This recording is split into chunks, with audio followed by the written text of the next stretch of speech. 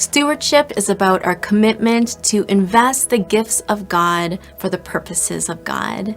It is a privilege and a responsibility God's people have shared since the moment God formed the first human from the dust of the ground and breathed in the breath of life. We steward this gift of life by committing to take hold of everything God desires for us.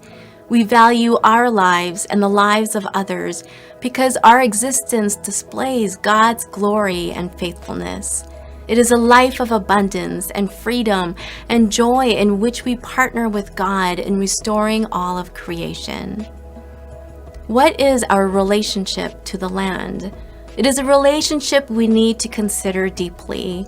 God formed the first human from the dust of the earth. And then God instructed the human to care for the earth, to cultivate it, to work it, and till it as an act of worship to the Creator. A profound connection exists between our own well-being and the well-being of the earth we live in.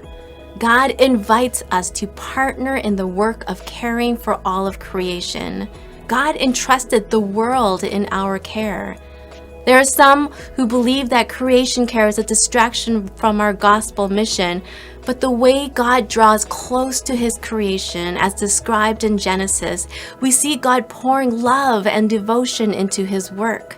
God gets His hands dirty as the divine gardener, planting trees, working the soil, fashioning creatures with such exquisite detail and diversity.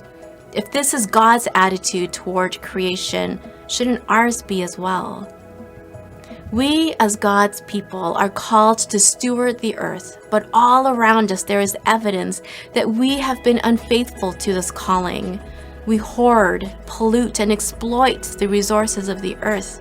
Our consumerism and greed lead to the degradation of the very things created to display God's glory. How do we relate to the land in a way that is honoring to God and respectful to His creation? We are also to steward well the resources in our possession. What gifts has the Lord placed in our hands that we can use for God's kingdom? Your home, for example. Have you offered your home for the Lord's use? Do you love others by being radically hospitable? How often do you invite people into your homes to share a meal at your table? I have had people tell me that sometimes months will go by, sometimes years, without a guest ever entering their home. What a lost opportunity. Home is where the heart is. What better place to love on others than in the home?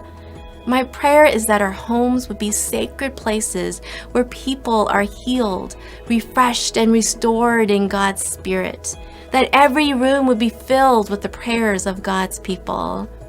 A home where others can feel a sense of belonging in the presence of God. And then there are our relationships. The relationships we have are also gifts from the Lord. It is tempting to exploit relationships for our own use and benefit. And we marry for our own fulfillment. We make friends for our own happiness. And sometimes we end relationships when they are no longer any use to us. We walk out when marriage becomes too difficult, and we turn our backs on friendships that cause us discomfort. But what if we started viewing our relationships as something to be stewarded for kingdom purposes? How can the relationship you have with the waitress at your local restaurant, or your neighbor down the street, or the mom of your kid's soccer buddy, how can these be stewarded in ways that honor the Lord? And of course, there is the matter of our finances, which I left for last for a couple of reasons. First, we tend to limit our conversations about stewardship to money. Perhaps this is an indication of the position money has in our culture. But stewardship is not only about money. Second, our finances can be the most difficult to steward well. So often money can replace God as our source of security. We are tempted to invest more time in the accumulation of wealth over anything else. Jesus speaks more about money in the New Testament than any other subject besides perhaps the kingdom of God. There's probably a very good reason for this. My husband, Albert, and I decided early on in our marriage that we would be a family that tithes 10% to the Lord first before anything else. When we were not legalistic about it, we decided we would trust the Lord to provide for our needs, and He always has. As God increased our resources, we made a commitment not to change our spending habits. Rather, we decided to use the excess for God's purposes. We've been able to fund grants for missional innovation for local churches, as well as offer financial support for clergy seeking mental and emotional health services. Buying things for pleasure can bring temporary satisfaction, but investing in things for God's kingdom has an impact that is eternal. God has put a wealth of resources in our hands. Consider the many gifts God has bestowed on you: the gift of life, the gift of God's creation, the gift of relationships, and the gift of your resources and possessions. Consider the ways God is inviting you to partner in kingdom work.